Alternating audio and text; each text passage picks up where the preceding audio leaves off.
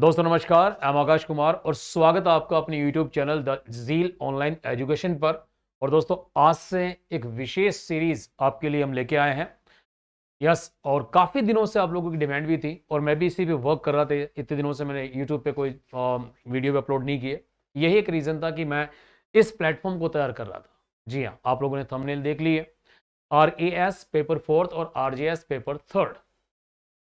देखिए ये जो दोनों पेपर्स हैं, इंग्लिश मीडियम के स्टूडेंट को दिक्कत नहीं है यहां पे, लेकिन जो हिंदी मीडियम का स्टूडेंट है उन्हें लैंग्वेज के पेपर के अंदर कई प्रकार की समस्याओं का सामना करना पड़ता है। To face lot of challenges. क्यों करना पड़ता है? क्योंकि 12वीं क्लास तक या फर्स्ट ईयर ग्रेजुएशन तक आप इंग्लिश को क्या पढ़ते हैं, 12th क्लास कैसे पास करके आते हैं, ग्रेजुएशन कैसे पास करते हैं, वो आप लोग बेटर जानते हैं। लेकिन वो जो फॉर्मूलेज आप ग्रेजुएशन में या 12th क्लास में लगा के आए हैं, इस जगह नहीं लग सकते हैं। यहां वाकई आपको इंग्लिश लिखनी आनी चाहिए। You must know how to write in English, right. तो RAS का जो पेपर फोर्थ है, हजारों स्टूडेंट से मैंने बात करी, उन्होंने ये कहा कि सर हम हिंदी मीडियम के हैं, बाकी सारे सब्जेक्ट हम संभाल लेते हैं, लेकिन when it comes to English बस वहां हमें दिक्कत आती है। और ग्रामर के पोर्शन में नहीं, जैसे कि आपका जो RAS का जो पेपर उसमें 20 मार्क्स की ग्रामर आती है सर, उसमें कोई बड़ी बात नहीं है। 20 मार्क्स की ग्रामर में कोई भी स्टूडेंट 20 में से 15-16, अब 20 आउट ऑफ 20 भी क्या कर सकता है, स्कोर्स कर सकता, कोई दिक्कत नहीं। दिक्कत आती है डिस्क्रिप्शन में, पार्ट बी और पार्ट सी में। और RJS में तो वैसे भी क्या होता है, निबंध आते हैं भाई, वहां तो कोई ग्रामर का इंक्लूजन ही नहीं है। RJS प्री में आती है ग्रामर 15 क्वेश्चन। यस, उसमें यूजली कर लेता है बच्चा, कोई दिक्कत नहीं है। मेंस की दिक्कत है। तो मैं कोशिश करूंगा कि आपको उसी जगह से आपको उठा पाऊं जहां पर अभी आप हैं, यानी कि बिल्कुल आपका जो ग्रास रूट लेवल है वहां से मैं इंग्लिश को उठाना चाहता हूं। यस, और समय जरूर लगेगा इसके अंदर, क्योंकि देखो अब एक पहली बात तो फोबिया है दिमाग के अंदर, एक दिमाग बैठा रहता है इंग्लिश इज टफ। हालांकि इंग्लिश इतनी टफ नहीं है, लेकिन ठीक है, कोई बात नहीं। मेरे को आती है इसलिए मैं कह देता हूं। आपको नहीं आती तो आपको तो टफ लगेगी लगेगी, वो नेचुरल है। तो ऐसा है, आज की जो क्लास रहेगी इसको हम दो भागों में डिवाइड करेंगे। पहला जो पार्ट रहेगा आज की क्लास का, राइट, उस पहले पार्ट में हम थोड़ा सा सिलेबस डिस्कस करेंगे, ज्यादा नहीं, जरा सा। आप सब लोगों को सिलेबस पता ही है, तो मैं RAS का सिलेबस जरूर डिस्कशन करना चाहूंगा। RJS में आप लोग जानते हैं, RJS में उसमें आपको पैराग्राफ लिखने होते हैं, राइट। RAS में थोड़ा सा वेरिएशन ज्यादा है। RAS में क्या कॉम्प्रीहेंशन भी है, फ्रेसी भी है, इसके अलावा ट्रांसलेशन भी है, इसके अलावा पैराग्राफ राइटिंग भी है, आपका एक लेटर राइटिंग भी है, तो इसमें वेरिएशन ज्यादा है। तो थोड़ा सा हम क्या करेंगे, सिलेबस के बारे में डिस्कशन करेंगे। ये रहा हमारा पहला पॉइंट। आज की क्लास को दो भागों में डिवाइड करेंगे, सिलेबस। और सबसे इंपॉर्टेंट पार्ट जो आज आपको मैं डिस्कशन करूंगा, वो करूंगा what you need to learn writing. Writing सीखने के लिए आपको किस चीज को सीखने की जरूरत है। यस, क्या चीज आपको आनी चाहिए, क्या पूरी ग्रामर आनी चाहिए या क्या आना चाहिए। तो आज की जो क्लास रहेगी दो भागों में डिवाइड करेंगे। सबसे पहले थोड़ा हम क्या करेंगे, डिस्कस करेंगे सिलेबस को डिस्कस करेंगे, और what you need to learn writing, आपको राइटिंग सीखने के लिए क्या आना चाहिए। यस, और इस पॉइंट को भी मैं दो भागों में डिवाइड करूंगा। यस, पहला पॉइंट सिंटैक्स के, अंग्रेजी का जो सिंटैक्स होता है, सिंटैक्स आप सब लोग जानते होंगे। दुनिया की हर लैंग्वेज, चाहे वो हिंदी हो, चाहे वो इंग्लिश हो, चाहे वो कोई सी भी लैंग्वेज हो, उसमें सेंटेंस का में जो आप शब्द लगाते हैं, हालांकि सेंटेंस में शब्द नहीं बनते, फ्रेजेस से सेंटेंस बनता है, पदों से वाक्य बनता है। बाकी तो आप ये भी कह सकते हैं नॉर्मली, ठीक है, शब्दों से बनता है, लेकिन ग्रामेटिकली फ्रेजेस से बनता है, पदों से बनता है। तो हर लैंग्वेज में उन पदों को अरेंज करने का, उनको सीक्वेंस में रखने का, उनको क्रम में रखने का एक सिस्टम होता है लैंग्वेज में। उसी सिस्टम को हम ब्रॉडली क्या कहेंगे, सिंटैक्स कहेंगे, राइट। और दूसरी जो बात आज हम डिस्कशन करेंगे, कई बच्चों ने कहा कि सर ग्रामर आनी चाहिए क्या के लिए, तो मैं यहां पे क्वेश्चन डालूंगा कि how much grammar is required writing सीखने के लिए। पेपर फोर्थ और पेपर थर्ड, इसकी राइटिंग सीखने के लिए हमें कितनी ग्रामर आनी चाहिए, क्या पूरी ग्रामर आनी चाहिए या केवल कुछ स्पेसिफिक जगह जो हमें पता होनी चाहिए।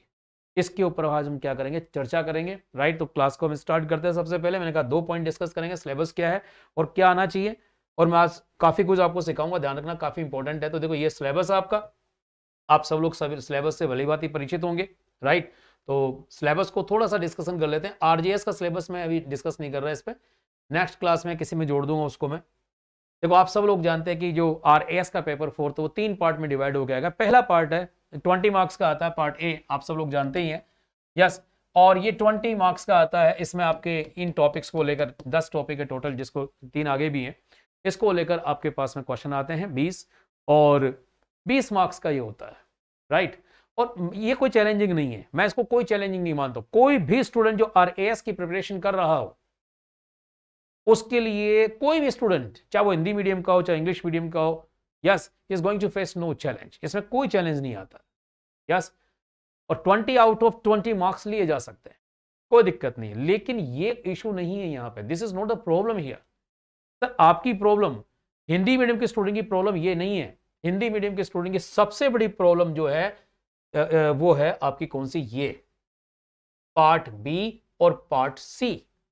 आप जानते हैं कि पार्ट बी जो है 30 मार्क्स कैरी करता है और 3 क्वेश्चंस आते हैं इसके अंदर। पहला जो क्वेश्चन है वो कॉम्प्रिहेंशन आता है अनसीन पैसेज का। Yes, unseen passage that is the first 250 शब्दों का एक पैराग्राफ आएगा। यस, और आपको इसको सही ढंग से आपके ही शब्दों में इसका उत्तर लिख के आना होता है, अच्छे शब्दों में, राइट। एक होता है translation of 5 sentences from Hindi to English. Hindi के इस बार जैसे 2020-22 का जो पेपर हुआ था, शानदार वाक्य दिए थे, तो उसको ट्रांसलेट करना किसके अंदर, इंग्लिश में ट्रांसलेट करना। और फ्रेसी राइटिंग, एक आपकी फ्रेसी राइटिंग आती है ना, समरी राइटिंग, ये आपके पार्ट बी का है। यस, अब इन तीनों को गौर से देखो, इन तीनों को वही स्टूडेंट सही ढंग से क्या कर पाएगा, अटेम्प्ट कर पाएगा, जिसको इंग्लिश लिखना आता हो। अगर इंग्लिश लिखना नहीं आती है तो सर यहां पर दिक्कतें होगी, यस नॉट। और अब चलते हैं पार्ट सी की तरफ। आप जानते हैं पार्ट सी में भी 3 क्वेश्चन आपके सामने आते हैं, ये भी 30 मार्क्स का होता है, राइट। तो पार्ट सी भी 30 मार्क्स का होता है। एक आपको क्या लिखना होता है, एक आपको पैराग्राफ लिखना होता है। यस, 3 टॉपिक्स में से एक अटेम्प्ट करना होता है, अप्रोक्सीमेटली 200 वर्ड्स में आपको लिखना पड़ता है। यस, एलेबरेशन आता है ऑफ गिवन थीम, थीम को एलेबरेट करना। यस, और यहां पर आपको एक करके आना होता है 3 में से, अप्रोक्सीमेटली 150 वर्ड्स, और एक लेटर राइटिंग और रिपोर्ट राइटिंग आपको करनी होती है 150 वर्ड्स में। यस, फिर आप देखिए यहां पर केवल अगर आपको ग्रामर का नॉलेज है और आपको लिखने का अभ्यास नहीं है तो आप इसको अटेम्प्ट नहीं कर सकते। तो मैं जो आपको क्लासेस करूंगा, देखो मैं पहले बता दूं, ये जो पहला पार्ट है ये मेरे लिए कोई बड़ी बात नहीं है, आप लोगों के लिए भी बड़ी बात नहीं है। आप चाहोगे तो मैं करवा दूंगा, अदरवाइज मेरा जो मेन फोकस है पार्ट बी और पार्ट सी पे है। यस, और आरजीएस में आप जानते हैं डिटेल आती है पूरी, आपको उसमें पैराग्राफ लिखने होते हैं, ऐसे लिखने होते हैं, राइट। तो सवाल ये कि हम कहां से बिगिन करें। तो मैंने आपको सिलेबस बता दिया और इसमें कोई दिक्कत नहीं है, मैं इसको लेना भी नहीं चाहता। यस, बहुत लाइट क्वेश्चंस आते हैं। अगर आपने इस साल का पेपर 2022 का अगर आपने पेपर देखा हो या उस प्रीवियस ईयर के पेपर्स में निकाल के देख लो, ठीक ठाक क्वेश्चंस आते हैं, कोई ज्यादा टफ नहीं आते, सतही प्रश्न ज्यादा देखने को मिलते हैं, राइट। लेकिन आप भी जानते हैं कि ये आपकी समस्या नहीं, समस्या आपका क्या है, पार्ट बी, और समस्या आपकी क्या है, पार्ट सी है। और पार्ट बी और पार्ट सी का अटेम्प्ट वही स्टूडेंट करेगा जिसको लिखने का सही अभ्यास हो। यस, तो आपको अच्छी तरह पता कि आपकी प्रॉब्लम कहां एग्जिस्ट करती है। पूरे पेपर को देखेंगे तो प्रॉब्लम आपकी पार्ट बी और पार्ट सी में है, पार्ट ए में कोई प्रॉब्लम नहीं है। कोई भी स्टूडेंट पार्ट ए के अंदर अच्छे खासे मार्क्स ले लेता है। यस, और यहां पर जो भी आप पैराग्राफ लिखें या जो भी आपको करें वो ग्रामेटिकली करेक्ट भी होना चाहिए। यस, और जो पूछा वो वाक्य भी सही ढंग के बने हुए होने चाहिए, राइट। अब समस्या यहाँ यह आती है कि जो स्टूडेंट इंग्लिश मीडियम का है उसको कोई दिक्कत नहीं है, सर वो मीडियम इंग्लिश रहा तो उसको लिखने की आदत है। लेकिन जो स्टूडेंट हिंदी मीडियम का है और जिसने अब तक, जो आप जानते हैं 12th या ग्रेजुएशन तक वो बच्चा रट रटा के इंग्लिश में क्या करता है, पास होके आता है। लेकिन यहां रटने की तो कोई इशू है, मतलब वही नहीं है, हमारे पास में स्कोप ही नहीं है, तो सीखना पड़ेगा। और आप समझिए कहां से स्टार्ट करें। यस, कहां से स्टार्ट करें, क्या पहले ग्रामर से स्टार्ट करें? जी नहीं, आज हम डिस्कशन करेंगे कहां से स्टार्ट करें। ध्यानपूर्वक समझना, ग्रामर की जरूरत नहीं है सर यहां पे।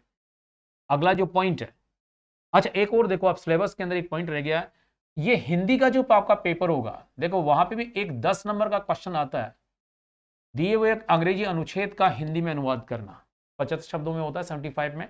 ये 10 मार्क्स का होता है, तो इसका मतलब 80 मार्क्स वो और 10 मार्क्स ये, 90 मार्क्स कवर करती है इंग्लिश।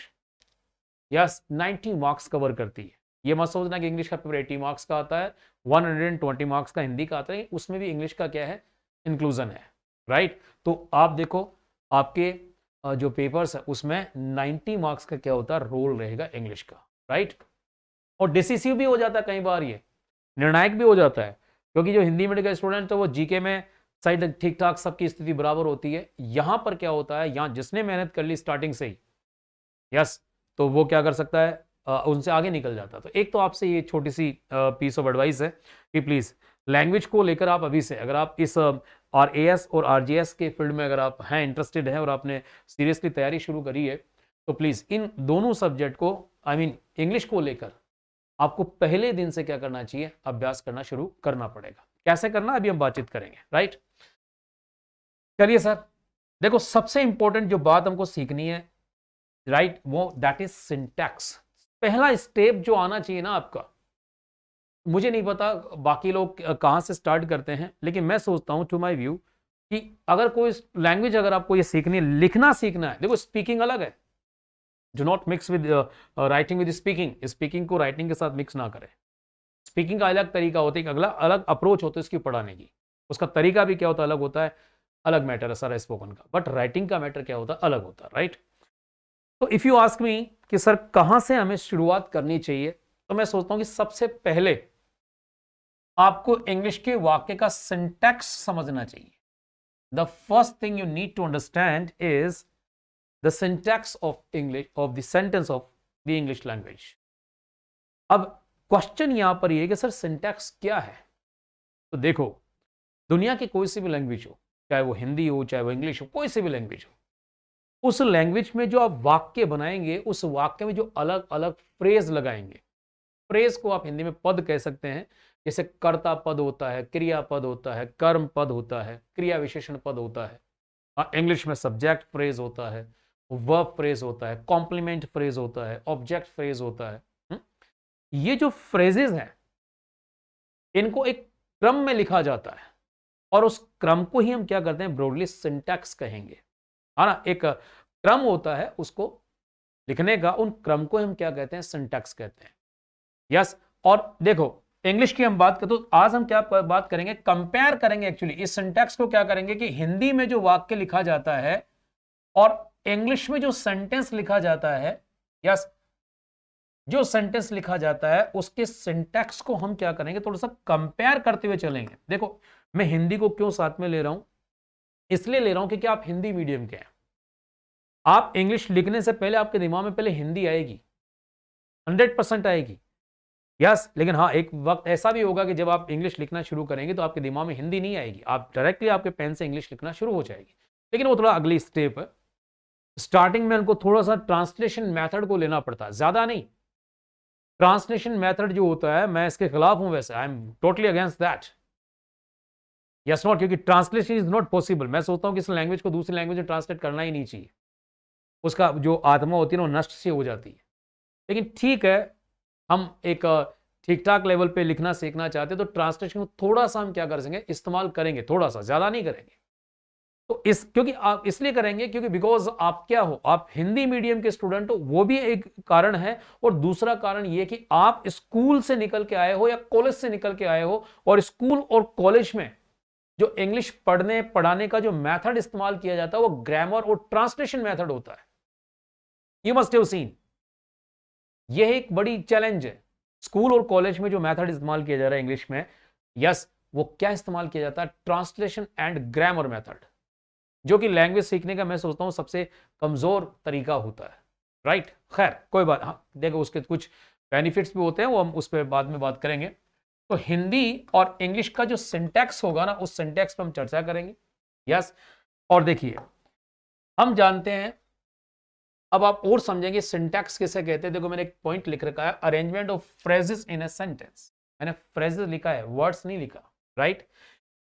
अगर अब वाक्य को हम परिभाषित करें तो कई परिभाषाएं हो सकती है, लेकिन एक फंक्शनल परिभाषा दी जा सकती है कि जो सेंटेंस होता है वो फ्रेजेस का समूह होता है, वर्ड का नहीं। मैं वर्ड के समूह पे नहीं जाता, या कोई कहता है कि शब्दों का समूह होता है, मैं समझता हूं शब्दों का समूह नहीं होता है सर, फ्रेजेस का समूह होता है जो सिंटैक्टिकली अरेंज्ड होते हैं और जिसका पूरा अर्थ निकलता है। यस, मोटी बात आप ये समझें कि अगर हम अंग्रेजी के वाक्य को तोड़ें तो आपको मेनली 5 फ्रेजेस दिखेंगे उसमें। 2 फ्रेजेस जो मैंने ब्लू कलर कर रखा है वो कंपलसरी पार्ट है सेंटेंस का, इंडिस्पेंसेबल पार्ट है, यानी कि उसके बिना वाक्य नहीं बनेगा। और जो 3 फ्रेजेस आपको दिख रहे हैं, ऑब्जेक्ट फ्रेज, कॉम्प्लीमेंट फ्रेज और आपका एडवर्बियल फ्रेज, ये सेंटेंस का मार्जिनल पार्ट है। ये आ भी सकता और नहीं भी आ सकता, दैट इज नॉट कंपलसरी। हर वाक्य में ऑब्जेक्ट आए ये जरूरी नहीं है, हर वाक्य में एक कॉम्प्लीमेंट फ्रेज आए ये जरूरी नहीं है, और हर वाक्य में एडवर्बियल फ्रेज आए ये जरूरी नहीं है। अब आपके दिमाग में ये क्वेश्चन आ रहा होगा कि सर ये एडवर्बियल फ्रेज क्या होते हैं, कॉम्प्लीमेंट फ्रेज क्या होते हैं, तो आप टेंशन मत लो, आगे सिखाऊंगा मैं आपको। फिलहाल आप ये समझिए कि जो इंग्लिश का जो वाक्य होगा उसमें एक सब्जेक्ट फ्रेज, वो हिंदी में भी होता है, उसको कर्ता पद कहते हैं, एक क्रियापद हो गया वर्ब फ्रेज। मैंने कहा ये दोनों फ्रेज हर वाक्य में एटलीस्ट आपके पास में 2 फ्रेजेस होनी चाहिए, एक सब्जेक्ट और एक वर्ब फ्रेज। यस, उसके बिना वाक्य नहीं बनेगा। दूसरा, ऑब्जेक्ट, कॉम्प्लीमेंट, एडवर्बियल, ये सेंटेंस में आपको दिख भी सकते हैं और नहीं भी दिख सकते, है ना, ये जरूरी नहीं है। आगे जाके मैं आपको जो सेंटेंस पैटर्न है वो सिखाऊंगा। इसके बाद जो अगली क्लास आएगी वो इसी की आएगी कि अंग्रेजी में वाक्यों को कितनी तरह से लिखा जाता है, बेसिक सेंटेंस पैटर्न कितने हैं। और वो बेसिक सेंटेंस पैटर्न भी आपके नॉलेज में है तो काफी अच्छी आपको अभ्यास करने में काफी अच्छी मदद मिलेगी। इस क्लास के बाद की अगली क्लास वही रहेगी कि किस तरह से हम कौन कौन से पैटर्न्स होते हैं जो हम इस्तेमाल करते हैं, उसमें आपको और समझ में आएगा कॉम्प्लीमेंट किसे कहते हैं, ऑब्जेक्ट किसे कहते हैं, एडवर्बियल किसे कहते हैं। फिलहाल आप ये समझे कि एक सेंटेंस के 5 टुकड़े हो गए। देखो मैंने यहाँ पे एक वर्ड लिखा है 5 ब्लॉक्स। ब्लॉक का मतलब इन 5 ब्लॉक से मिलाकर हम क्या करेंगे, एक वाक्य का निर्माण करेंगे। तो इन ब्लॉक का क्या होगा, एक सीक्वेंस होता है, एक ऑर्डर होता है। अंग्रेजी में कोई भी वाक्य लिखा जाता है सामान्यतः जो हम फॉलो करते हैं वो SVOCA को हम फॉलो करते हैं, यानी कि सब्जेक्ट, वर्ब, ऑब्जेक्ट, कॉम्प्लीमेंट, इसको हम जनरली फॉलो करते हैं। यस, हिंदी में ऐसा नहीं होता है। हिंदी में आपने देखा होगा कि हिंदी में जो क्रियापद होता है, आप नोट करिए, वो क्रियापद यूजुअली आपको सेंटेंस के कहां दिखेगा, लास्ट में दिखेगा। हिंदी का सेंटेंस क्रिया पे खत्म होता है, जबकि इंग्लिश का सेंटेंस क्रिया पे खत्म नहीं होता। इंग्लिश का सेंटेंस सब्जेक्ट के तुरंत बाद क्या मांगता है, वर्ब मांगता है। आप बचपन से इस बात को सीखते आ रहे हैं, लेकिन अब इसको लिखने का अभ्यास करना है। ठीक है, ये कोई नॉलेज ऐसा नहीं कि जो मैं पहली बार आपको दे रहा हूं, नहीं सर, आप ऑलरेडी जानते हैं इस बात को। बट क्या है कि कभी हमने लिखने की प्रैक्टिस नहीं करी है, तो उसको हम समझेंगे। तो देखो थोड़ा सा कंपेयर करते हैं कि हिंदी का सेंटेंस और इंग्लिश के सेंटेंस में क्या है ना। हिंदी का सेंटेंस और इंग्लिश का सेंटेंस सिंटैक्स क्या है हम समझते हैं। कुछ वाक्य मैं आप लोगों के सामने लेके आया हूं। यस, और थोड़ा सा हम समझने की कोशिश करेंगे कि देखो हिंदी का वाक्य कैसे होता है और इंग्लिश का वाक्य कैसे होता है। आपके पास में एक वाक्य लिखा हुआ है कि दूर संचार के क्षेत्र में 5G एक नवीन क्रांतिकारी तकनीक है। यह हिंदी का वाक्य है, या कि दूर संचार के क्षेत्र में 5G एक नवीन क्रांतिकारी तकनीक है। ठीक है, अगर इसी वाक्य को अंग्रेजी के सिंटेक्स में लिखना पड़े ना, तो अंग्रेजी का सिंटेक्स क्या चलता है, सब्जेक्ट से चलता है। तो अंग्रेजी कैसे स्टार्ट होगी, 5G ये सब्जेक्ट है वो ऐसे लिखा जाएगा अंग्रेजी का, है ना। 5G है, क्या है, एक नवीन क्रांतिकारी तकनीक, ये कॉम्प्लीमेंट कहलाता है। ठीक है, राइट, क्या है, एक नवीन क्रांतिकारी तकनीक। और कहां ये, अब देखो आप इसको दूर संचार के क्षेत्र में, ये एडवर्बियल है, फ्रेज, इसका मतलब ये प्लेस बता रहा है। अभी फिलहाल आप ये दिमाग मत लगाओ कि इसको कॉम्प्लीमेंट क्यों कह रहा हूं, छोड़ो उसको आप, या इसको मैंने एडवर्बियल क्यों कहा, छोड़ो इसको आप तो ये देखो कि हिंदी के वाक्य का सिंटैक्स क्या है और यहां इंग्लिश के वाक्य का। देखो मैंने इंग्लिश का ट्रांसलेशन नहीं किया है, आप जो तो ट्रांसलेट कर देता हूं उसको मैं। यस, कोई दिक्कत नहीं है। 5G, यस, क्या हो जाएगा 5G, ये लीजिए मैं ऐसा कैसा लिख देता हूं, 5G इज है एक नवीन क्रांतिकारी तकनीक, अ न्यू रेवोल्यूशनरी टेक्नोलॉजी। ये लीजिए, अ न्यू रेवोल्यूशनरी, ओके, और रेवोल्यूशनरी टेक्नोलॉजी दूर संचार के क्षेत्र में, इन द फील्ड ऑफ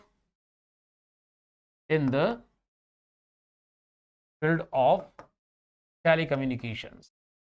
ये लीजिए, वो बड़ी बात नहीं है, ये लो हो गया।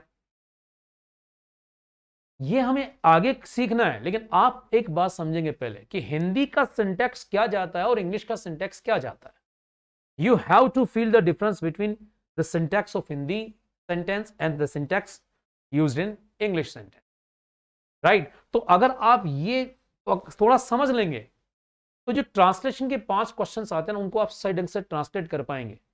और जो वहां इंग्लिश का भी जो ट्रांसलेशन आएगा हिंदी के पेपर में 10 मार्क्स का, उसको भी आप ठीक लेवल पे क्या करेंगे, इंग्लिश में ट्रांसलेट कर पाएंगे। इसलिए कह रहा हूं कि थोड़ा सिंटैक्स को हमको समझना पड़ेगा। यस, बाकी ये तो कोड आसान है, क्या दिक्कत है, कर दिया मैंने। ये आपका सब्जेक्ट फ्रेज आ गया, ये आपकी वर्ब फ्रेज आ गई, ये आपका कॉम्प्लीमेंट फ्रेज आ गया, और ये आपका क्या आ गया, एडवर्बियल फ्रेज आ गया। ये लीजिए, ये वाक्य बना हुआ subject verb complement adverbial pattern, है ना। इंग्लिश में बेसिक जो सेंटेंस पैटर्न है, 7 पैटर्न पे इंग्लिश लिखी जाती है ना। बेसिक पैटर्न बता रहा हूं मैं, 7 पैटर्न्स आर देयर। उन 7 पैटर्न्स की हम अभ्यास कर लेंगे तो हमारा एक बेसिक तैयार हो जाती है। आगे हम सिखाएंगे आपको, अगली जो क्लास रहेगी उसी की रहेगी कि 7 बेसिक पैटर्न्स कौन से, उनको कैसे इस्तेमाल करना है। यस, आगे चलते एक आध सेंटेंस और लेते हैं। देखो ये सेंटेंस हमारे पास में है, थोड़ा बड़ा सेंटेंस ले रहा हूं मैं। इसे डाटा हस्तांतरित करने का सबसे तेज और सुरक्षित माध्यम माना जा रहा है। किसकी, 5G की बात कर रहा हूं मैं। यस, मैं ऐसा रैंडम लाइन उठाया है मैंने, कोई ऐसा नहीं कि किसी पर्टिकुलर अभी हमको आर्टिकल लिख रहे हैं, वो आगे जाके मैं आपको आर्टिकल यही करेंगे, बहुत सारे आर्टिकल्स को ट्रांसलेट भी करेंगे, कुछ आर्टिकल्स को डायरेक्टली भी लिखेंगे, है ना। तो वो आगे की बात है, फिलहाल आप समझे। अब देखो हमारे पास में इसे डाटा हस्तांतरित करने का सबसे तेज और सुरक्षित माध्यम माना जा रहा है। किसे, इसे, तो ये हमारा सब्जेक्ट हो गया, है ना। सब्जेक्ट की तुरंत बाद क्रिया है, तो क्रिया क्या हो जाएगी, माना जा रहा है। ठीक है, क्या माना जा रहा है, सबसे तेज और सुरक्षित माध्यम किसका, डाटा हस्तांतरित करने का। अगर इस वाक्य को, ये जो हिंदी का वाक्य है, अगर इसको इंग्लिश में लिखना हो ना, तो फिर आपको इस सीक्वेंस में लिखना पड़ेगा। बस मैं ये कहना चाहता हूं, ठीक है। आप सबसे पहले सिंटैक्स सीख जाओ।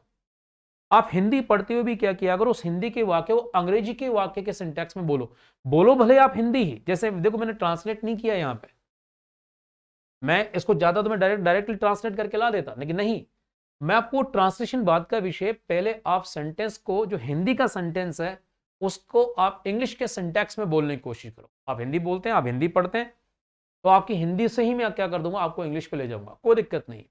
अब इसे माना जा रहा है सबसे तेज सुरक्षित माध्यम डाटा हस्तांतरित करने का। सर ये सीक्वेंस रहेगा, इसे माना जा रहा है, it is being considered for the fastest and the safest means of transferring data. ये हो गया इसका ट्रांसलेशन, क्या दिक्कत है, तो वो अलग विषय है ना। तो इसे माना जा रहा है, it is being considered, it is being considered. Considered का मतलब माना जा रहा है, इसको समझा जा रहा है। क्या समझा जा रहा है, it is being considered as, आप चाहो तो एज लगाओ या नहीं लगाओ, कोई दिक्कत नहीं। सबसे तेज, द फास्टेस्ट, ओके, सबसे तेज, द फास्टेस्ट एंड सेफेस्ट या सुरक्षित, secure, the fastest and most secure, most secure, सबसे सिक्योर। क्या माना जा रहा है, माध्यम, मीन्स, किसका माध्यम, मीन्स ऑफ डाटा हस्तांतरित करने का, ऑफ करने का, तो ऑफ ट्रांसफरिंग डेटा। ये लीजिए, ये ट्रांसलेशन हो गया, क्या दिक्कत है इसमें, कोई प्रॉब्लम नहीं है। तो कहने का मतलब ये कि एक बार अगर आपको सिंटैक्स समझ में आ जाएगा तो फिर ट्रांसलेशन करने में कोई विशेष दिक्कत नहीं आएगी। यस, तो इस तरह से आप क्या कर सकते हो, वाक्य को ट्रांसलेट करना आपको आना चाहिए। आगे चलते हैं सर, एक वाक्य और लेते हैं। राइट, मैं केवल सिंटैक्स समझाना चाहता हूं, बाकी आज ट्रांसलेशन पे मेरा कोई विचार नहीं था, लेकिन ठीक है, एक आध वाक्य ट्रांसलेट कर लें। सोशल नेटवर्किंग साइट आज एक सामाजिक प्रतिष्ठा का प्रतीक बन चुकी है। मान लीजिए वाक्य हिंदी में है, अब इस वाक्य को अगर आप इंग्लिश के सिंटैक्स में सोचोगे तो क्या होगा, सोशल नेटवर्किंग साइट्स, ये हमारा सब्जेक्ट हो गया, बन चुकी है वर्ब, क्योंकि इंग्लिश में देखो, हिंदी में आपने देखा कि क्रिया हमेशा लास्ट में दिखती है। आप कोई सा वाक्य देख लो, आप ये देखो, माना जा रहा है, क्रिया सेंटेंस किस पे खत्म होता है, हिंदी में लास्ट पे खत्म होता है, तकनीक है वर्ब पे खत्म होता है, जबकि इंग्लिश में सेंटेंस वर्ब पे खत्म नहीं होता है। तो बन चुकी है है ना। हिंदी के अकॉर्डिंग लास्ट में आता है, इंग्लिश कहाँ है, सब्जेक्ट के बारे में क्या बन चुकी है, प्रतीक बन चुकी है, किसका, एक सामाजिक प्रतिष्ठा का प्रतीक बन चुकी है, ठीक है, कॉम्प्लीमेंट हो गया इसका ऑब्जेक्ट का, और कब, आज ये टाइम हो गया। तो आज को आप चाहो तो सेंटेंस का स्टार्टिंग में लगा सकते हो, बाद में लगा सकते हो, बाद में चर्चा करेंगे हम, ट्रांसलेशन की चर्चा बाद में करेंगे। What I want to teach you is syntax of Hindi sentence versus the syntax of English sentence.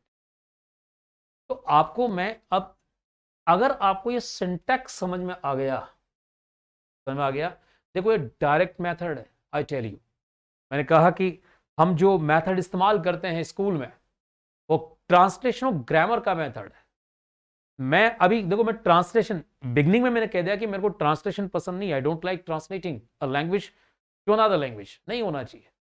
लेकिन स्टार्टिंग में थोड़ा सा हम क्या करेंगे, ट्रांसलेशन का सहारा लेंगे और डायरेक्ट मेथड से क्या करेंगे, अंग्रेजी को सीखने की कोशिश करेंगे। अप्लाई डायरेक्ट मेथड करना है। तो पहली जो हम स्टेप जा रहे हैं वही कि आपको हिंदी का कोई सा वाक्य लो, उसको अंग्रेजी के सिंटैक्स में सोचो या उसको अंग्रेजी के सिंटैक्स में लिखने का अभ्यास करो। ज्यादा नहीं, 2-4 दिन में आपको ये आराम से क्या होगा, तो मैं कोई सा भी सेंटेंस या कितना भी लेंथी सेंटेंस क्यों ना हो, आपको आसानी से उसको इस सिंटैक्स में लिखना आ जाएगा, कोई प्रॉब्लम नहीं है। तो हमने कहा अब जब ये सिंटैक्स हो, आराम से क्या कर सकते हो, आप इसको ट्रांसलेट कर सकते हो या उसको लिख सकते हो। आइए मैं जरा एक और सेंटेंस लेता हूं, ठीक है। लिखा हुआ कि सोशल साइट्स का अधिक प्रयोग मानव मस्तिष्क को नकारात्मक रूप से प्रभावित करता है। एक हिंदी का वाक्य है ये, यस ये हिंदी का वाक्य है। और देखो कहां खत्म हो रहा है, प्रभावित करता है, क्रिया पे खत्म होता है। यूजुअली कर्ता से स्टार्ट होता है, क्रिया पे खत्म होता है, लेकिन इंग्लिश में ऐसा नहीं होगा। इंग्लिश में क्या है, ये इंग्लिश का सिंटैक्स आ गया कि सोशल नेटवर्क की साइट का अधिक प्रयोग प्रभावित करता है मानव मस्तिष्क को नकारात्मक रूप से। ये सब्जेक्ट हो गया, ये वर्ब हो गया, ये ऑब्जेक्ट हो गया और ये एडवर्ब हो गया, नकारात्मक रूप से। चलो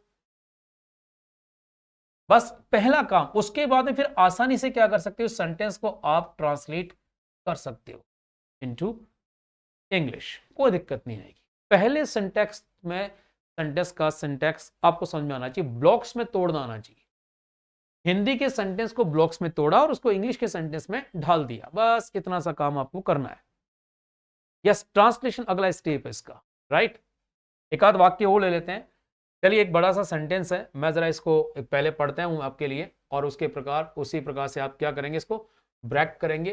देखो ये हिंदी का सेंटेंस है, लिखा हुआ है कि भारतीय संविधान में सामाजिक, शैक्षणिक और आर्थिक रूप से पिछड़े वर्ग के लोगों के लिए आरक्षण का प्रावधान है। एक बड़ा सेंटेंस है, कोई दिक्कत नहीं है। भारतीय संविधान में, और देखो सेंटेंस जो है खत्म किस पे हो रहा, क्रिया पे। प्रावधान है, होना, क्रिया है। इंग्लिश में अगर इसको इंग्लिश के सिंटैक्स में हम लिखें तो हमें सबसे पहले क्या लिखना पड़ेगा, भारतीय संविधान में प्रावधान है आरक्षण का सामाजिक, शैक्षणिक, आर्थिक रूप से पिछड़े वर्ग के लोगों के लिए। यह सेंटेंस का क्या बनेगा, सिंटैक्स बनेगा इंग्लिश में। बाकी आपको इन वर्ड्स आनी चाहिए, थोड़ी सी क्रिया आपको सही ढंग से लगानी आनी चाहिए, क्रिया की फॉर्म सही ढंग से लगाने आनी चाहिए। आज हम डिस्कस करेंगे कि क्या सीखना है इसके लिए, ट्रांसलेशन के लिए या आपको इंग्लिश लिखने के लिए क्या आना चाहिए, कितनी, how much grammar do you need, और डिस्कशन करेंगे। फर्स्ट थिंग, मैंने कैसे तोड़ा इसको, बस ये तोड़ आपको आना चाहिए, how to break the sentence.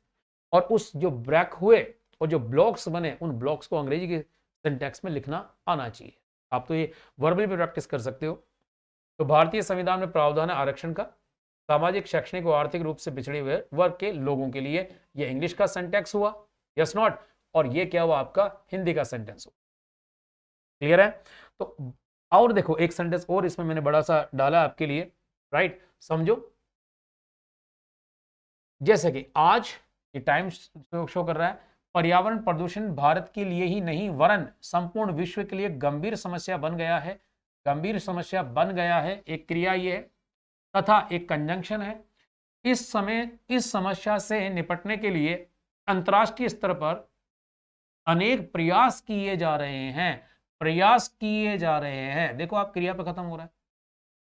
तो ये जो सेंटेंस है इसमें दो क्लॉजेस है, दो उपवाक्य है, एक कनेक्टर है, एक कंजंक्शन है, कौन सा, तथा, कोई दिक्कत नहीं है। ये है आपका हिंदी का, that is the sentence of Hindi, आप ये हिंदी ऐसे लिखेंगे, इसी वाक्य को जब अंग्रेजी में लिखा जाएगा तो इन फ्रेजेस का सीक्वेंस ये रहेगा, ये इंग्लिश का क्या रहेगा, सिंटेक्स है। आप चाहो तो मैंने कहा आज ये जो समय, इसको स्टार्टिंग में लगा सकते हो, लास्ट में भी लगा सकते हो।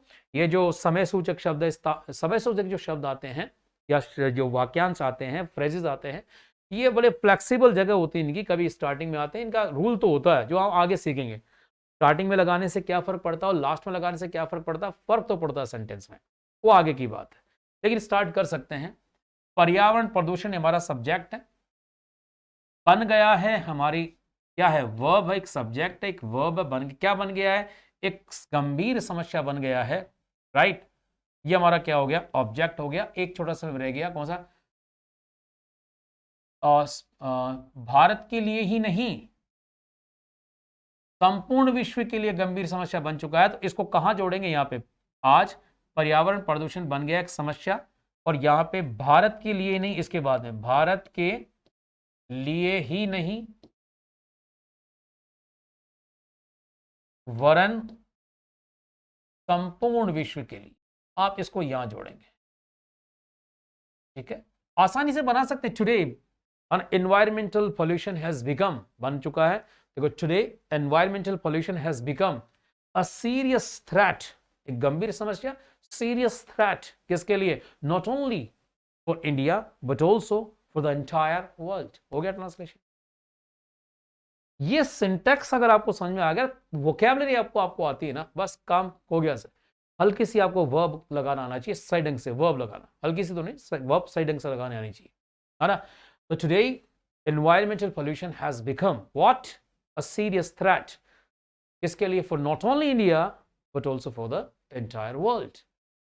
ओके, तथा एंड अनेक प्रयास अंतरराष्ट्रीय स्तर पर किए जा रहे हैं समस्या से निपटने के लिए। तथा ये कनेक्टेड हो गया, अनेक प्रयास, several efforts on international level किए जा रहे हैं, और बीइंग मैड, किए जा रहे हैं, और बीइंग मैड, किस लिए, इस समस्या से निपटने के लिए टू चेक दिस थ्रेट, या टू मेजर दिस थ्रेट, या टू कंट्रोल दिस थ्रेट। देखो, ट्रांसलेशन जो मैंने किया, मेरे को आता है, मैंने कर दिया, थोड़ा सा अभ्यास करेंगे, आप भी कर लेंगे, कोई दिक्कत नहीं है। मैंने इसकी इंग्लिश बनाई, उस पर नहीं जाना भी, हमें जो जाना हुआ कि कैसे इस सेंटेंस को मैंने कैसे तोड़ा। ये सेंटेंस हिंदी में, आप हिंदी में इस तरह से थोड़ी लिख सकते हैं, मतलब इस हिंदी में इस प्रकार से नहीं लिख सकते वाक्य। हिंदी में अगर वाक्य लिखा जाएगा तो इस हिंदी में वाक्य लिखा जाएगा इस प्रकार से। आप जानते हैं, आप इनको हिंदी लिखना आता है, that is the Hindi sentence. और अगर इस सेंटेंस को इंग्लिश में लिखना पड़े तो सर इस प्रकार से लिखा जाएगा। ये तो मैंने आपको तोड़ने के हिसाब से बताया, तो लाइन में चलेगा पूरा, लेकिन लिखा इस सीक्वेंस में जाएगा। तो जो पहला स्टेप जो आपको समझना है, देखो आपको मैं फिर बता दूं, जो पहला जो आपको स्टेप सीखना है ना, वो यही सीखना है केवल। ये सारा देखो अपना ऐप है the zeal by Akash Kumar, उसके अंदर मैं जो जितनी पीडीएफ है वो मैं सब उसमें डालूंगा, तो वहां से डाउनलोड करके इसको क्या कर सकते हैं, पढ़ सकते हैं बाद में भी, राइट। जो कुछ भी मैं इसमें डालूंगा, जो प्रैक्टिस डालूंगा, या जो भी जो ट्रांसलेशन यहाँ करेंगे, या जो भी क्लासेस का मटेरियल रहेगा, free of charge the zeal by Akash Kumar के नाम से ऐप है, लिंक मैंने नीचे दे रखा, आप डाउनलोड कर लें, वहां से आपको ये पीडीएफ मिलती रहेगी। तो देखो, पहली जो स्टेप आपको लेके जाएगा अच्छी इंग्लिश लिखने के लिए, यस, वो लेके जाएगा कि क्या आपको हिंदी का जो वाक्य है वो और इंग्लिश के वाक्य का सिंटैक्स समझ में आता है। अभी कुछ दिनों पहले मैंने ऐसे हिंदी मीडियम के स्टूडेंट जो आरएएस की प्रिपरेशन कर रहे थे, मैंने कहा चलो आप इंग्लिश में कुछ लिख के दिखाओ, जिन्होंने वही जो हिंदी मीडियम से आए हैं, जो हिंदी भाषी हैं, मैंने लिख के दिखाओ। मुझे ताज्जुब हुआ जब बच्चों ने लिखा मैं जयपुर जाता हूं कि अंग्रेजी, तो बच्चों ने क्या लिखा, आई जयपुर गो। मैंने कहा ये क्या है सर, मैं जयपुर जाता हूं, वो तो गई। अरे मैंने कहा मेरे भाई ये थोड़ी है, हाँ सिंटैक्स की प्रॉब्लम, हाँ इन्हीं से बनेगी, आई गो टू जयपुर, ये तो बने कितनी आसानी से यार, है ना। बहुत लाइट एग्जाम्पल दिया, थोड़ा बड़ा सेंटेंस ले लेते हैं, है ना। मैं अपने दोस्तों के साथ रोज क्रिकेट खेलता हूँ, मैं अपने दोस्तों के साथ सुबह रोज क्रिकेट खेलता हूँ, मैं अपने दोस्तों के साथ रोज सुबह क्रिकेट खेलता हूँ। जब ये वाक्य दिया तो उनको मैंने चेक किया, उनको सारे शब्दों की अंग्रेजी आती है, लेकिन जब उनका वाक्य मैंने चेक किया तो सिंटैक्स की समस्या, तो आपको जो पहला काम करना है ना, वो क्या करना है, आप हिंदी पढ़ रहे हो कोई दिक्कत नहीं, जो भी आप वाक्य आपके पास लिखे हुए हैं थोड़ा सा उसको अंग्रेजी के सिंटैक्स में बोलने की कोशिश करो। इंग्लिश में बोलने के लिए कोशिश मत करो चाहे उसको, मैं आपको ये नहीं कह रहा कि नहीं आप उसको ट्रांसलेट करके इंग्लिश में बोलो, नहीं ऐसा नहीं कर रहा। पहला स्टेप है, जो भी हिंदी का वाक्य आप पढ़ रहे हैं, यस, उसी वाक्य को आप अंग्रेजी के सिंटैक्स में बोल लो एक बार। जैसे ये सारा क्या किया मैंने आपके सामने, क्या किया, इस वाक्य को मैंने अंग्रेजी की सिंटैक्स में बोला, इस वाक्य को मैंने अंग्रेजी के सिंटैक्स में बोला, यस। आप चाहो तो लिखकर ही प्रैक्टिस कर सकते हो, इस वाक्य को मैंने इंग्लिश के सिंटैक्स में बोला, इस वाक्य को मैंने इंग्लिश के सेंटेंस में बोला। बस ये काम आपको पहला करना है। कैन यू कर सकते हो? तो बहुत आसान है, कोई दिक्कत नहीं है। तो ये रहा सिंटैक्स। इससे क्या होगा, इससे आपको ये पता पड़ेगा कि अंग्रेजी का वाक्य लिखा कैसे जाता है। और साथ में एक काम और करेंगे प्लीज, देखो ऐसा है, कोई कितना भी पढ़ा ले भैया, चाहे मैं हूं चाहे कोई दुनिया कोई भी टीचर पढ़ा ले, अल्टीमेटली आप पे डिपेंड करता है आप कितना उसको प्रैक्टिस करते हैं।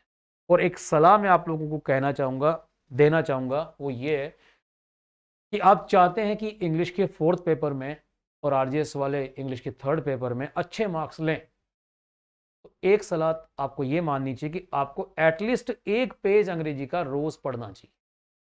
आप हिंदी मीडियम के, ठीक है, आप सारा दिन हिंदी में लिखते हैं, हिंदी में पढ़ते हैं, कोई दिक्कत नहीं है, एटलीस्ट एक पेज इंग्लिश का आपको पढ़ना चाहिए। Reading max your language prosperous. Reading जो है वो आपकी लैंग्वेज को क्या करती है, प्रोस्परस बनाती है, समृद्ध बनाती है।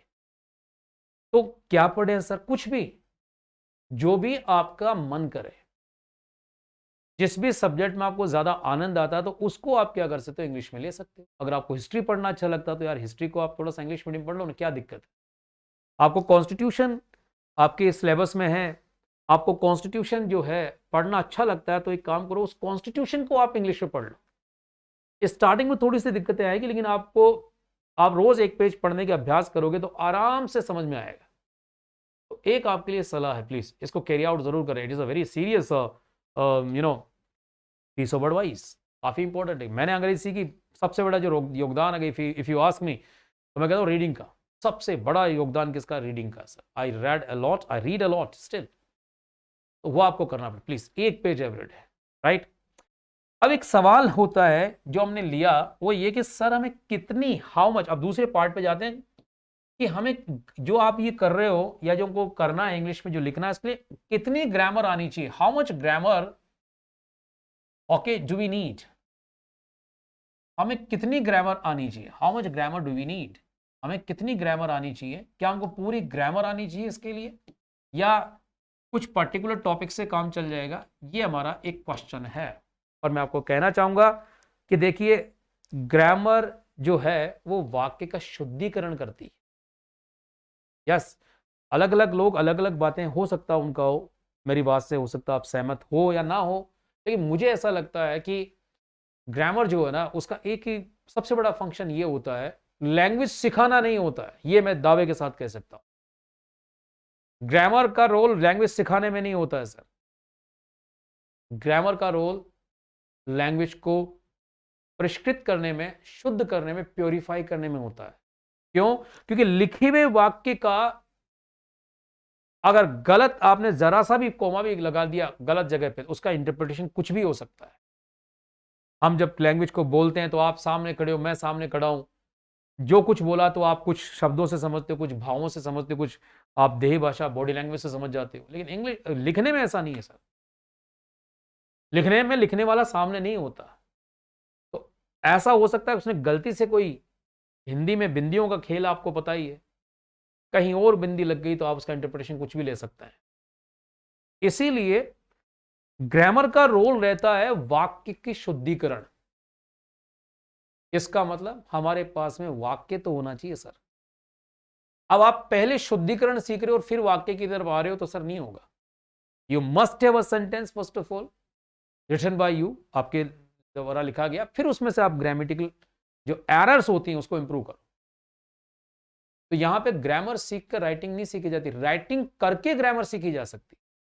तो आप थोड़ा सा इस अप्रोच पे आएंगे तो मैं सोचता हूं कि कितनी ग्रामर, तो देखो आपको ये कुछ मैंने टॉपिक्स लिखे हैं ग्रामर 3 पॉइंट आपको अंग्रेजी में आने चाहिए मेरे हिसाब से, बाकी तो आप हैं। और चौथा पॉइंट आप देख रहे हैं वोकैबुलरी का। मैं पहला point syntax of phrases in a sentence, पहला जो पॉइंट है वो आपको सिंटैक्स पता होना चाहिए अंग्रेजी में किस फ्रेज को कैसे लिखते हैं। पहली बात जो मैंने आपको बताया, और बहुत आसान है, सब लोग जानते हैं कि SVOC, subject verb object complement adverbial. Usually जो सेंटेंस होता है यूजुअली इस पैटर्न में लिखा जाता है। कभी कभी हम एडवर्ब को क्या कर लेते हैं, इसका इसका एडवर्ब का जो जगह होती है वो थोड़ी फ्लेक्सिबल जगह होती है ना, थोड़ी सी फ्लेक्सिबल होता है। कई बार आपको इस लास्ट में दिखेगा, कहीं बीच में भी दिखेगा, क्योंकि कई प्रकार के एडवर्ब्स होते हैं इसलिए, है ना। कई बार ऐसा होता है कि सब्जेक्ट से पहले वर्ब आ जाती है, बिल्कुल ऐसा आ सकता है, इसको हम इन्वर्जन कहते हैं, आगे सिखा दूंगा। कई सेंटेंस ऐसे होंगे जहां पे सब्जेक्ट से पहले वर्ब आएगी, आ सकती, कोई दिक्कत नहीं। तो मोटे रूप से जो सेंटेंस लिखा जाता है सर वो एसवीओसी है, इस पैटर्न पे लिखा जाएगा। तो ये पैटर्न आपको पता होने से मतलब नहीं है, अभ्यास होना चाहिए। संगीत में साथ ही शुरू होते हैं मेरे भाई, पता सबको हो सकता है लेकिन अभ्यास होना चाहिए सर, सबसे इंपॉर्टेंट बात है। तो मैं कह रहा हूं सबसे पहले जो आपको पता होनी चाहिए ग्रामर आया नहीं है, सबसे पहले सिंटैक्स पता होना चाहिए। यार ये वाक्य इसको अगर मैं लिखूं इंग्लिश में तो उसको ऐसे ऐसे अरेंज करके लिखना पड़ेगा। दूसरी जो बात आपको आनी चाहिए वो बेसिक सेंटेंस पैटर्न्स आपको पता होनी चाहिए। जो अंग्रेजी में 7 बेसिक पैटर्न्स होते हैं, जो अगली क्लास में करूंगा, 7 पैटर्न्स होते हैं। उन 7 पैटर्न्स का नॉलेज आपके पास में होनी चाहिए। वो 7 पैटर्न्स कौन कौन से हैं, यस, और उसकी प्रैक्टिस आपके पास में होनी चाहिए। You must have the practice of those 7 patterns and you must have the knowledge of those 7 patterns. बस वो 7 पैटर्न्स पता होना चाहिए। और देखिए सबसे इंपॉर्टेंट ये 2 बातें हो गई, और तीसरी जो बात है जो आपको थोड़ा समझना होगा वो है, पहला मैंने कहा सिंटैक्स है, दूसरा बेसिक पैटर्न, तीसरा 3 टाइप्स ऑफ वर्ब्स। एक वाक्य में क्रिया जो होती है ना, मैं उसको एमडी बोलता हूं, सेंटेंस का मैनेजिंग डायरेक्टर है सर। पूरे वाक्य को किस डायरेक्शन में लेके जाएंगे, उसका मीनिंग क्या होगा, it is decided by the verb phrase. तो यूजुअली जो 3 वर्ब फ्रेजेस होते हैं, लिंक वर्ब होती है, एक्टिव वर्ब होती है, पैसिव वर्ब होती है, और इसकी फॉर्म्स एक्चुअली इसके साथ में आप और करो, इसकी जो वेरियस फॉर्म्स होती हैं, फर्स्ट फॉर्म कहां लगानी है, सेकंड फॉर्म कहां लगानी है, आईएनजी कहां लगानी है, थर्ड फॉर्म कहां आनी है ना। मैं टेंस की बात कर रहा हूं, लेकिन टेंस मैं आपको स्पेसिफिकली जब ये सिखाऊंगा तो टेंस का नाम ही नहीं लेंगे सर, बिना टेंस के हम अंग्रेजी सीख सकते हैं। अरे अंग्रेज जो बोलते हैं अंग्रेजी बेचारे बेचारे तो मैं बोल दिया, मैं वो क्या टेंस के हिसाब से बोलते होंगे? नहीं। आप हिंदी बोलते, कौन से आपने काल सीखे? नहीं सर, अभ्यास होना चाहिए, क्रियाओं को बदलना, टेंस और कुछ नहीं। फर्स्ट फॉर्म का आती है, सेकंड फॉर्म का आती है, थर्ड फॉर्म का आती है, कितनी आसानी से बातें सीखी जा सकती है। तो टेंस वो 12 टेंस वो जो करते करते हैं हम ग्रामर के अंदर, 3 टेंस होते हैं, फिर 4 फॉर्म्स होती है, वो चीज करने की जरूरत नहीं है यहाँ पे। तो आपको केवल 3 चीजें पता होना चाहिए कि जो वाक्य है उसमें मुझे कॉपुलर वर्ब या लिंक वर्ब लगानी है कि नहीं लगानी है मेरे को। और सबसे इंपॉर्टेंट बात समझना, ध्यान से समझना सर, एक्टिव वॉइस और पैसिव वॉइस का डिफरेंस क्रिस्टल क्लियर होना चाहिए। क्यों? क्योंकि ये वो वर्ब फ्रेज है जो सेंटेंस के मीनिंग को बदल के रख सकते हैं। जहां एक्टिव लगाना वहां एक्टिव वर्ब फ्रेज आना चाहिए, जहां पैसिव लगाना वहां पैसिव वर्ब फ्रेज आना चाहिए यार। इसलिए इन 2-3 बातों को हम सीखेंगे। तो एक क्लास में आपकी करूंगा कि इसकी बेसिक पैटर्न की, एक क्लास करूंगा मैं आपकी इसकी, बस। और इसके बाद में आपकी वोकैबुलरी आपके पास होना चाहिए, शब्द आपको आने चाहिए। तो मैंने आपको कह दिया कि प्लीज एवरीडे रीडिंग पे फोकस करो, ज्यादा नहीं, आपको 15-20 मिनट लगेंगे। आप एवरीडे क्या करो, एक पेज पढ़ के तैयार करो। मतलब तैयार का मतलब उसको पढ़ लो एक बार, मैं रटने के लिए पढ़ लो उसको एक बार, कोई नया शब्द आ जाए ठीक ठाक उसको देख लो, बस दैट्स इट। अब कहोगे सर इसके अलावा आप डिटर्मिनर्स है, आर्टिकल्स है, फलाना ढिमका, जो भी आपकी ग्रामर होती है उसका देखो, वो अभ्यास से आती है, उसको इसमें जोड़ेंगे नहीं सर। वो जब हम सीखेंगे तो जो बार बार उसमें किसी जगह आर्टिकल दे आ रहा है, बार बार वहां पे कोई प्रेपरेशन, स्पेसिफिक प्रेपरेशन, उसको हम सीखते रहेंगे।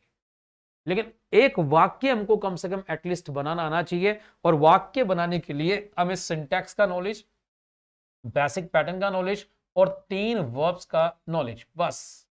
एक सेंटेंस को, हमारे पास में एक सेंटेंस होगा, उस सेंटेंस के लिए मुझे आपके पास में केवल 3 चीजें होनी चाहिए। पहली, आपको अच्छी तरह पता होना चाहिए कि सिंटैक्स क्या रहने वाला है इंग्लिश के वाक्य का। दूसरा, आप का जो पैटर्न है, उस वाक्य को आपने कौन से पैटर्न पे लिखा है, 7 पैटर्न में से कौन सा पैटर्न लागू हुआ। और तीसरा, आपने वर्ब फ्रेज है, अगर उस वाक्य में लिंक वर्ब का इस्तेमाल किया गया है। अब आप कहोगे सर ये लिंक वर्ब क्या है, तो जिस दिन पढ़ाऊंगा उस दिन सिखाऊंगा, फिलहाल समझ लो इतना से सब्जेक्ट और इसके कॉम्प्लीमेंट एडवर्ब को जोड़ने वाली होती है। अगर उस वाक्य में एक्टिव वर्ब का इस्तेमाल किया गया तो वहां पे एक्टिव आना चाहिए। अगर उस वाक्य में पैसिव वर्ब का इस्तेमाल किया गया है ना, तो उसमें पैसिव वर्ब आनी चाहिए। एक वाक्य बनाने के लिए आपके पास में 3 चीजों का नॉलेज होना जरूरी है। उसके बाद में जो चीजें हैं, अदर जो थिंग्स है, अदर ग्रामर है, वो अभ्यास से आती है सर। कहां प्रेपोजिशन लगाना, कहां कौन सा डिटर्मिनर आएगा, कहां आर्टिकल्स आएंगे, वो सारी बात की बात है। एटलीस्ट आपको ये चीजें सबसे पहले आनी चाहिए। क्लियर है? तो देखिए, आज की क्लास में हमने सिलेबस को समझा। आज की क्लास में हल्का सा जो सबसे इंपॉर्टेंट पार्ट जो है वो ये था कि सिंटैक्स, हिंदी का वाक्य का सिंटैक्स क्या है और इंग्लिश के वाक्य का सिंटैक्स क्या है। You must understand this thing first of all. तो आज से एक अभ्यास शुरू करेंगे। आप हिंदी पढ़े और उस हिंदी के वाक्य को आप क्या करें, इंग्लिश के सिंटैक्स में बोले। इंग्लिश में ना बोले, इंग्लिश के सिंटैक्स में बोले उसको। कुछ दिनों तक आप अभ्यास करें। अगली क्लास जो हम करेंगे वो किस पे करेंगे, सेंटेंस पैटर्न पे। 7 सेंटेंस पैटर्न होते हैं इंग्लिश के अंदर, 7 से बनते हैं, बाकी जितने पैटर्न्स बनते हैं बेसिकली 7 पैटर्न्स होते हैं। 7 पैटर्न्स को हम क्या करेंगे, सीखेंगे सही ढंग से। उसके बाद में वर्ब पैटर्न को सीखेंगे, ये कुछ बेसिक्स होती हैं। उसके बाद में फिर मैं आपको डायरेक्ट क्या करूंगा, अभ्यास कराऊंगा। फिर आप पैराग्राफ राइटिंग का भी अभ्यास करेंगे, ट्रांसलेशन का भी अभ्यास करेंगे, लेटर राइटिंग का क्या करेंगे, हम अभ्यास करेंगे, पैसिव राइटिंग का भी करेंगे, कॉम्प्रिहेंशन जो आता है आपका अनसीन पैसा, उसका भी अभ्यास करेंगे। तो दोस्तों ऐसा है, पार्ट ए बहुत सब पढ़ते हैं, पार्ट ए सब पढ़ा लेते हैं, क्या दिक्कत है। चैलेंज आता है पार्ट बी और पार्ट सी में, यस। और जो चैलेंज करता है बस वही पढ़ना है और वही पढ़ाना है, राइट। तो आप जुड़े रहें। आपको क्लासेस अगर अच्छी लगती तो सभी दोस्त जो आपकी तैयारी कर रहे हैं या कर रहे हैं, जो करना चाहते हैं, राइट, उनके साथ में इस आपको अच्छा लगता है, आपको लगा कि हाँ हमें कुछ सीखने को मिला इस वीडियो से, तो ज़रूर शेयर करें। नहीं तो कोई बात नहीं, पढ़ा रहने दे जहाँ ही है, ठीक है। Thank you very much. मिलते हैं अगली क्लास के अंदर, जो जल्दी हम क्या करेंगे शुरू कर रहे हैं। और प्लीज़ डाउनलोड दी ऐप, ये जो आज है इसको मैं उसमें डाल दूंगा, जो भी पढ़ाऊंगा उसको आपको ऐप पे वो मिल जाएगा। Thank you very much. मिलते हैं अगली क्लास के अंदर। जय हिंद, जय भारत। ओके, और लगे रहो। 4th पेपर की कोई विशेष दिक्कत नहीं आएगी, अभ्यास करना है बस। Thank you very much.